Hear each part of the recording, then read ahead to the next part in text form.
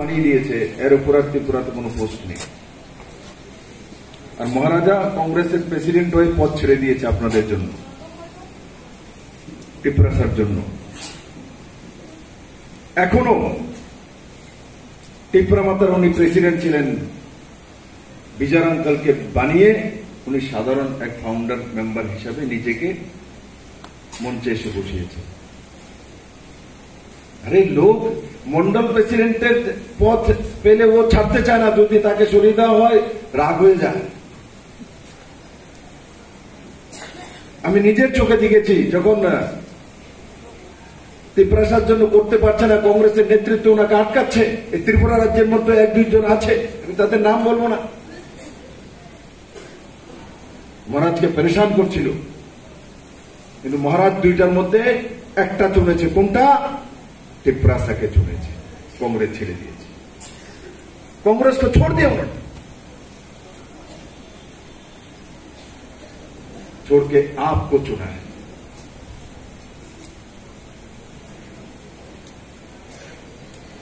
আমি তার জন্য মহারাজকে সম্মান আদর और एक উচ্চ দরজাতে রাখি। তখন মহারাজকে আমি বলছি, মহারাজ দেখিয়ে এখানে এই যে ফুলগুলো সামনে পড়ে আছে, এই ফুলগুলো বিজেপি আসার আগে ত্রিপুরাতে হতো না, এগুলো এখন ত্রিপুরা। এই ফুল এখানে হতো না, কলকাতা থেকে ফ্লাইটে আনতে হতো, মুম্বাই দিল্লি থেকে আনতে হতো। তাতে বোঝা যায় পরিবর্তন, যে ভারতীয় জনতা পার্টি সরকার আসার পর 2018-তে কমিউনিস্টের পতনের পর পরিবর্তন হয়েছে। পরিবর্তনের কারণে আজকে সিমনার মতো জায়গাতে এই যে ফুলগুলো এখানে পাওয়া যাচ্ছে, একবার মনে চোখ বন্ধ করে চিন্তা করুন, আগে কি সিমনাতে এই ফুলগুলো, এই বুকেগুলি পাওয়া যেত? আমি 2015-তে এসছি, শুরুতে আসতাম, সিমনাতে এই ফুল পাওয়া যেত না, সিমনাতে এই ফুল পৌঁছানো সম্ভব ছিল না। এতে প্রমাণিত হয় যে ত্রিপুরার মানুষের ভারতীয় জনতা পার্টি সরকার নরেন্দ্র মোদীর নেতৃত্বে আসার পর জীবন মান উন্নয়ন হয়েছে। জনজাতি ভাই বোনদেরকে আর বাকি সবের মধ্যে যারা গরিবী রেখার নিচে আছেন তাদেরকে দেওয়ার ব্যবস্থা মাননীয় প্রধানমন্ত্রী নরেন্দ্র ভাই মোদী করেছে বন্ধুরা। আর কমিউনিস্টের সময় ঘরে চাল নেই, ভাত নেই, তার জন্য মানুষকে না খেয়ে থাকতে হতো। এই রাজ্যের মধ্যে ইতিহাস রয়েছে। আমি মুখ্যমন্ত্রী হওয়ার পরও আমার উপরে ইলেকশন জিতেন চৌধুরী লাগিয়েছিল। বাদল চৌধুরী এরা বিধানসভাতে বলতো যে বিপ্লব দেব মুখ্যমন্ত্রী গন্ডা সরাতে और अम्बासर কাছে এক বড় জনজাতি মহিলার ফটো দৈনিক সংবাদে ছাপিয়ে দিয়েছে যে ঘরে চাল নেই, না খেয়ে মরছে বিপ্লব দেব মুখ্যমন্ত্রী, ত্রিপুরার মানুষ না খেয়ে মারা যাচ্ছে। কারণ কি ওদের সময় না খেয়ে মারা যেত, তার জন্য ওইটাই কপি করছে।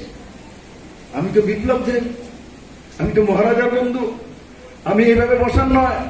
আমি সঙ্গে সঙ্গে ওই বাড়ির মধ্যে ডিএম এসডিএম কে পাঠিয়ে দিয়েছি। বিশ্বকুত তখন এমএলএ ছিল, ডিএম এসডিএম কে বিডিও কে পাঠিয়ে দিয়েছি ওই বাড়ির মধ্যে, যাও মহিলার কাছে কিভাবে চাউল না হতে পারে, কারণ আমি তো চাউল দেওয়ার ব্যবস্থা করে রেখেছি। ওই বাড়িতে যাওয়ার পর দেখে তার কাছে 20 কিলো চাউল আছে ঘরের মধ্যে স্টকে।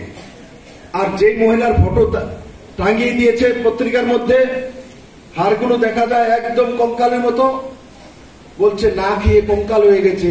কেমন মিথ্যা প্রচার আমার বিরুদ্ধে। আর যখন বাড়িতে গিয়েছে তখন দেখে বিগত 1 বছর যাবৎ মহিলা অসুস্থ, বিছানায় রয়েছে। আর ওনার কাছে অন্তোদয় কার্ড আছে, ওনার কাছে ঘরের মধ্যে 20 কিলো চাউল ছিল, ওনার কাছে ঘরের মধ্যে গ্যাসের চুলা ছিল। আর এই কমিউনিস্টরা আমাকে বদনাম করার জন্য বলছে চাউল ভাত নেই, ভাত না খেয়ে খাওয়া নেই, পেট খালি, তার জন্য দেখুন ওনার হাড্ডিগুলো বেরিয়ে গেছে। এখানকার মানুষের জন্য কোনো কিছু করেনি। মিথ্যা কথা বলে মানুষের ভোট নিয়ে যায়। অপপ্রচার করে মানুষের ভোট নিয়ে যায়, জনজাতির কল্যাণ করবে বলে আজও এরা উপজাতি বলে। জিতেন চৌধুরী খুব জনজাতি হয়ে উনি কোথাও যদি ভাষণ দেন এখন উপজাতি বলে, কিন্তু ত্রিপুরার জনজাতিরা আমার কাছে রামপদ জমাতে আরো অনেক লোক পৌঁছেছিল। আমি যখন মুখ্যমন্ত্রী ছিলাম আইপিএফটির এরা পৌঁছেছিল টিম, তখন ত্রিপুরা মাতা ছিল না। মহারাজ এমনিতে আমাদেরকে আশীর্বাদ করতেন। আমার কাছে গিয়ে বলেছে, ভাই সাহেব দাদা আমাদেরকে উপজাতি কেন বলেন? উপজাতি বললে আমাদেরকে ছোট করা হয়, আমাদেরকে তো জনজাতি বলতে পারেন। আমি ওই দিনে ক্যাবিনেটে এনে জনজাতি করে দিয়েছি আর জনজাতি কল্যাণ মন্ত্রণালয় করে দিয়েছি। কিন্তু কমিউনিস্ট আজও জিতেন চৌধুরী নিজে ট্রাইবেল হয়ে, নিজে জনজাতি হয়ে ভাষণ দেওয়ার সময়, কিছু প্রেস কনফারেন্স করার সময় উপজাতি বলে, এখনো সেই জনজাতি বলে না। বুঝে গেছেন মোদী একমাত্র রাস্তা বের করে দেবে ত্রিপুরার। কারণ কি, রিয়াংদের রাস্তা নরেন্দ্র ভাই মোদী হি বের করে দিয়েছে। আর মহারাজের সঙ্গে যে কথা রেখে বলেছে হোম মিনিস্টার, তা পালন করেছে মেরে মিত্র।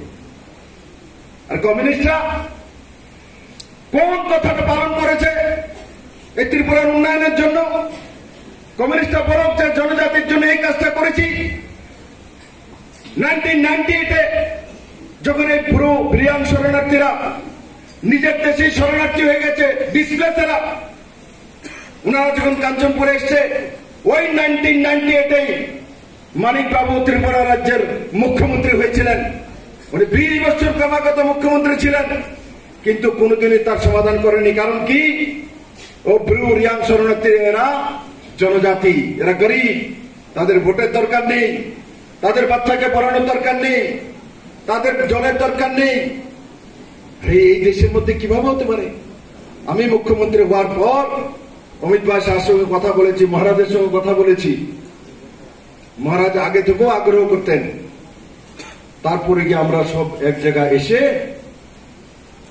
মাননীয় গৃহমন্ত্রীর মাধ্যমে প্রধানমন্ত্রীর কাছে পৌঁছে ব্রু রিয়াং শরণার্থী যে যা হয়ে নিজের দেশে শরণার্থী হয়েছিল, ডিসপ্লেস হয়েছিল, তাদেরকে 13টি জায়গা আমরা ত্রিপুরাতে স্থায়ী বাসস্থানের ব্যবস্থা করে ভোটাধিকার দিয়ে তাদের অধিকার দিয়েছি সংবিধানের। বন্ধুরা, রিয়াং ব্রু শরণার্থীরা বলতে পারতো না, কারণ কি, বললে তো এখান থেকে তাড়িয়ে দেবে, নিজের ছেলেকে, স্বামীকে, শ্বশুর শাশুড়িকে পালতে হবে। ত্রিপুরা রাজ্যে যারা আমরা আছি, আমরা যদি 500 টাকায় কারো বাড়িতে কাজ করি, তো এরা 100 টাকায় করতো। কারণ কি, তাদের কোনো দাম ছিল না। বন্ধু, আমরা, আমাদের কাছে রেশন কার্ড আছে, আমাদের কাছে জমিন আছে, আমরা এখানে মালিক, তার জন্য আমরা কেউ বাড়িতে যদি কাজ করি তো 500 টাকা চার্জ করি। কিন্তু ব্রু রিয়াং যারা ডিসপ্লেস ছিল, এরা 100 টাকা দিয়ে আপনার বাড়িতে কাজ করে, কারণ তাদের কাছে অধিকার নেই। আমি তো সাধারণ ঘরে জন্মেছি মহারাজ, মানুষ আমাকে ভোট দিয়ে মুখ্যমন্ত্রী বানিয়েছে, পার্টি আমাকে पार्टी प्रेसिडेंट बनिए थे। महाराज आप तो जन्मदाता महाराज, और आप महाराजा वीरभद्र किशन माणिक्य के नाती हो, इससे बड़ा चीज क्या मिल सकता आपके जीवन में।